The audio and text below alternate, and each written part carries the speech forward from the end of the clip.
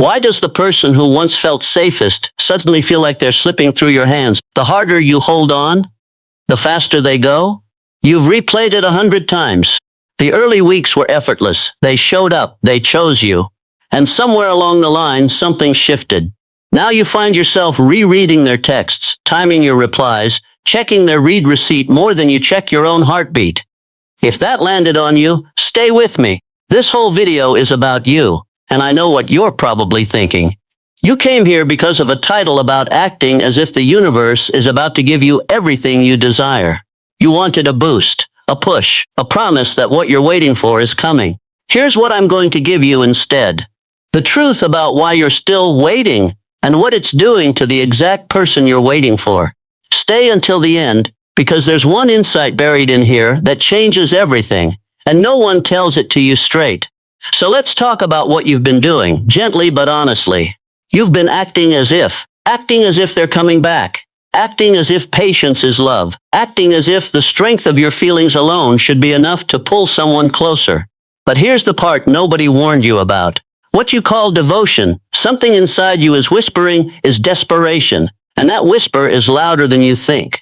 You told yourself you're loyal, maybe the most loyal person you know. You're the devoted one, the one who stays when others would leave.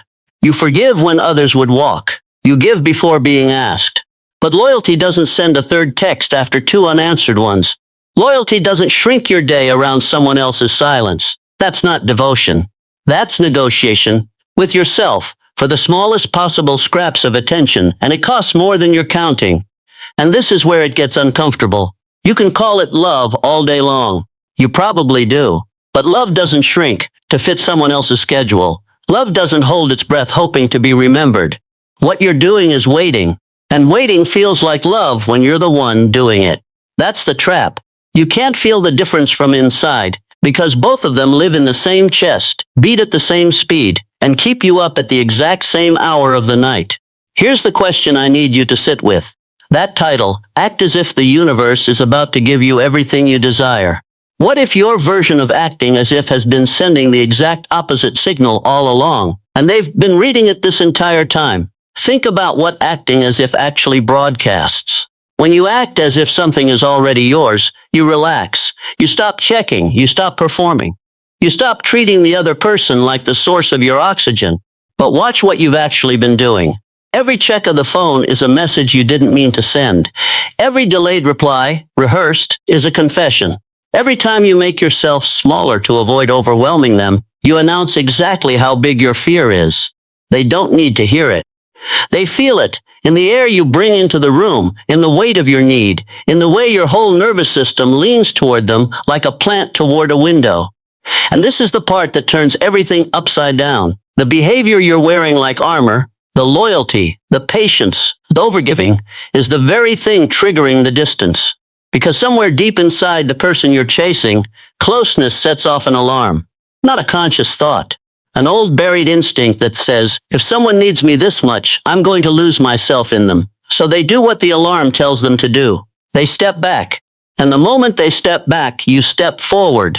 And the moment you step forward, they step back further.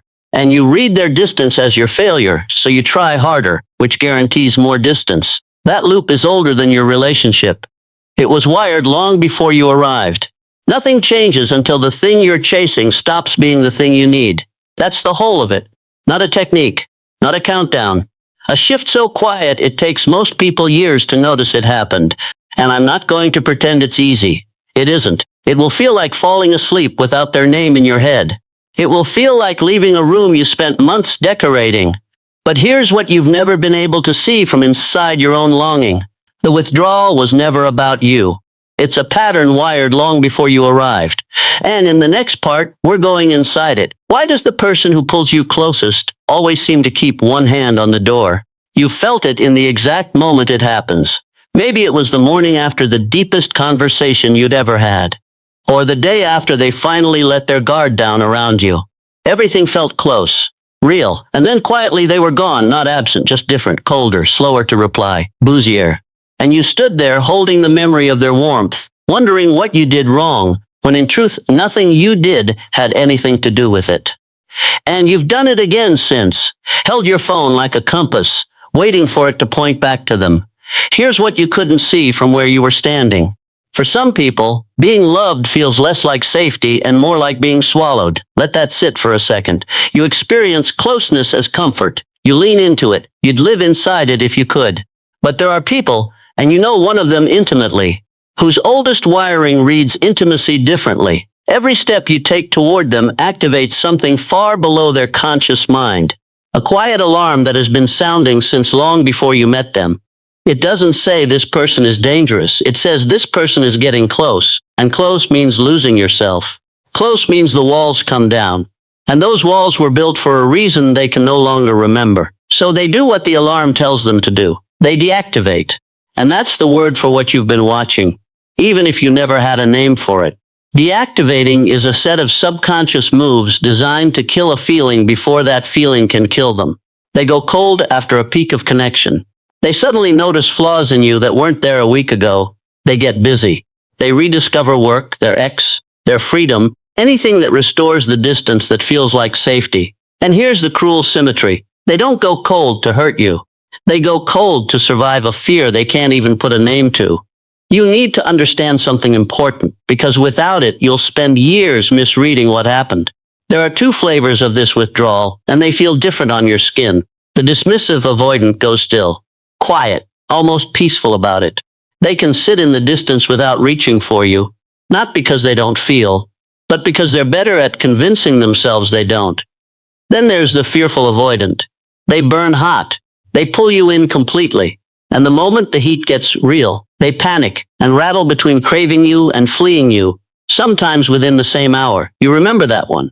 You never knew which version of them you'd wake up to. And both of them, in their own way, were telling you the same thing. I want you close enough to feel, but not close enough to stay. If they vanish right after the most connected night you've shared, that's not rejection. That's a system that mistakes closeness for danger. Which brings us to the mixed signals that have been driving you quietly insane. The affection followed by silence. The warm text that stopped mid-conversation. The door left open just enough to keep you waiting. You've read those signals as games, as cruelty, as evidence that you were never enough.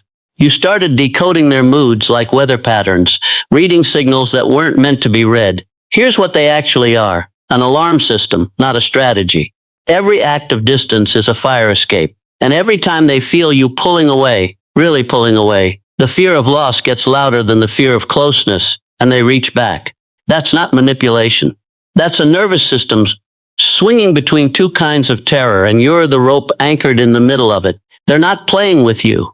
They're playing defense against a feeling they never learned to hold.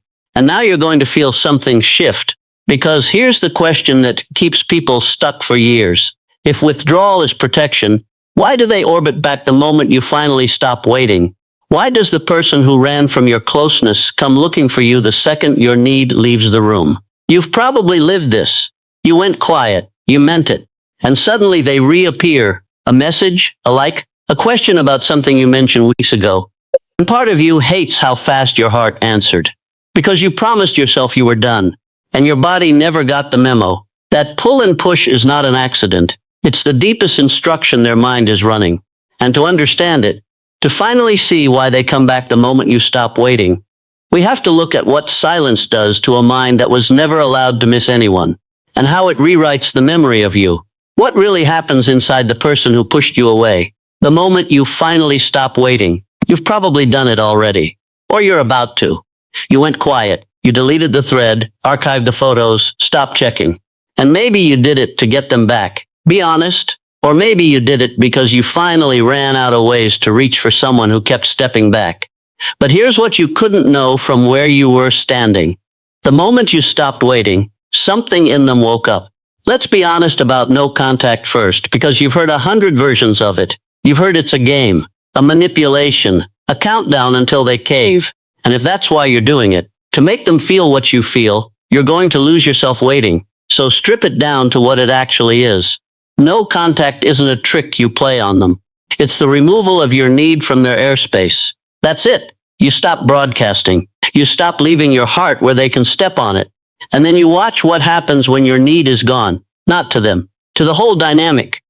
And that's where the part nobody warns you about begins. Distance doesn't make an avoidant forget. It makes them feel, slowly, and much later, and usually alone. Here's why. Think about what their life felt like when you were around. There was a constant quiet pressure in the room. Your attention, your hope, your waiting. Even when you said nothing, it hummed in the background of their days. And as long as that pressure was there, they didn't have to feel anything. The distance was doing the feeling for them. But when your need leaves, something shifts. The pressure drops.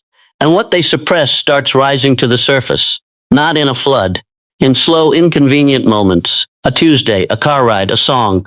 Their mind drifts to you and there's no distraction left strong enough to push it away. That's not longing yet. It's just feeling, surfacing after a long time underwater. And here's the strange turn. The moment they start missing you, they're not missing you exactly. Not the way you were. They're missing the version of you that time has edited. Because absence doesn't preserve a person. It rewrites them. Every unresolved conversation stays unfinished. Every warm memory gets brighter. Every hard one fades. And their mind, which could never sit with you in real life, can now build a perfect version of you, one that wants nothing, demands nothing, and exists only in memory. That's the phantom. And the person they come back for was never quite you. It was the unfinished version of you their mind kept open. You've probably felt this from the other side.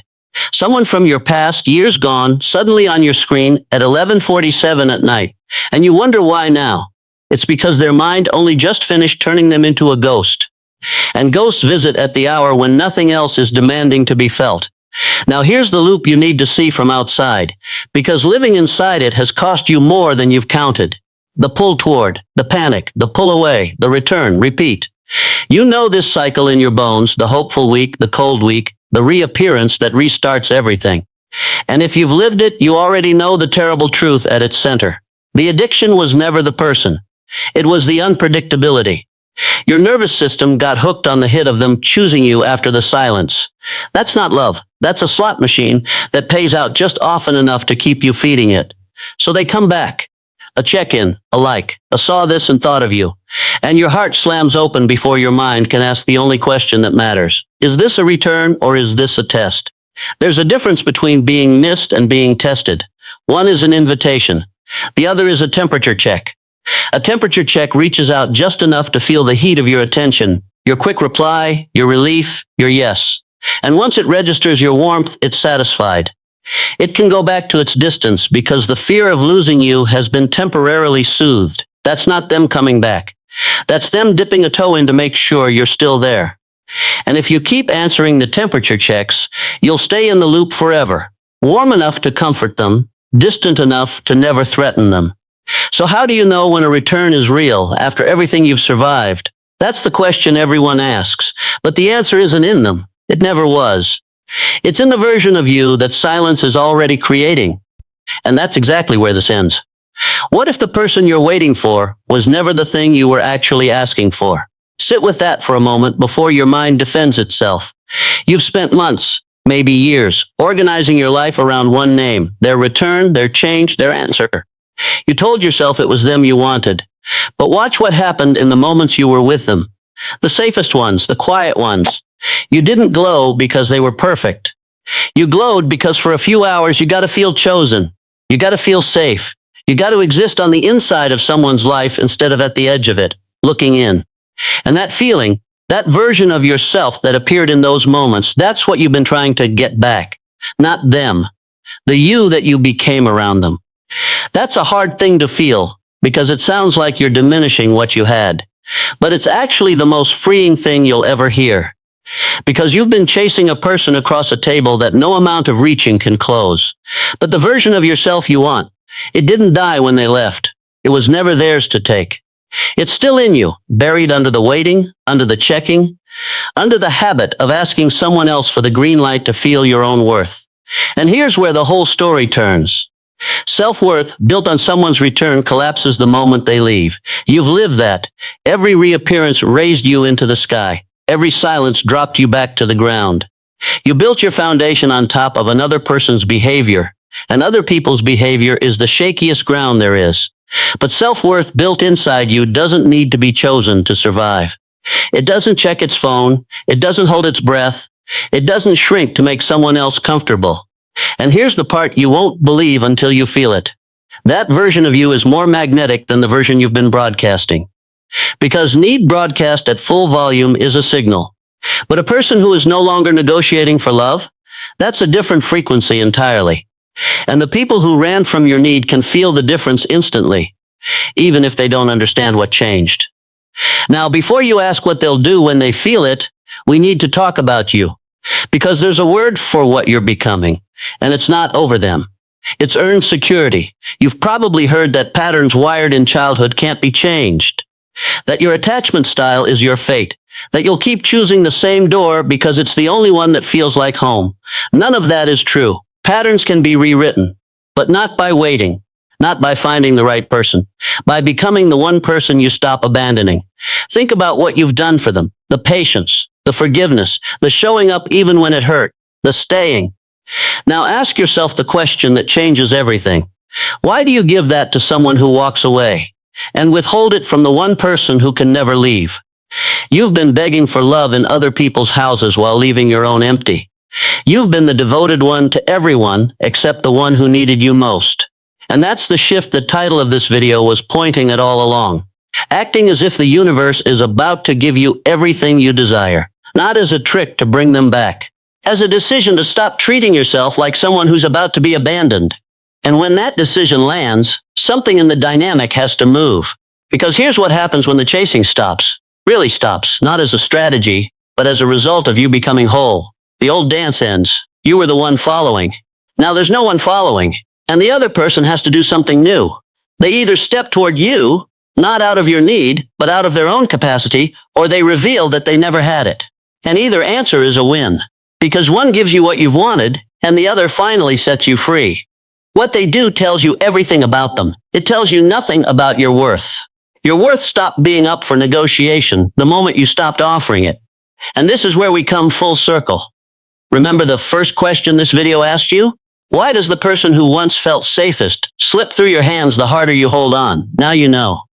It was never about the universe holding out on you. It was never about them being broken in a way you could fix with enough patience. It was that you were acting as if you were about to be left. And the world around you kept answering that signal, acting as if it's coming works. Not because the universe responds, because you finally stop acting like someone who's about to be left. And the energy that creates is not something you chase with. It's something that draws. So I'll leave you with it. If the person you're waiting for never returned, if this chapter closed tonight for good, would the life you're about to build still be worth living? Let the answer be the proof. Because the life you build for yourself from this moment forward is the arrival. Everything after that is just the universe catching up. Word count, 866 section 4 is done. That completes the full script. 4 sections, roughly 3,300 words of written copy, which expands to about 3,500, 4,500 plus spoken words with pacing, landing in your 55-60 minute runtime range.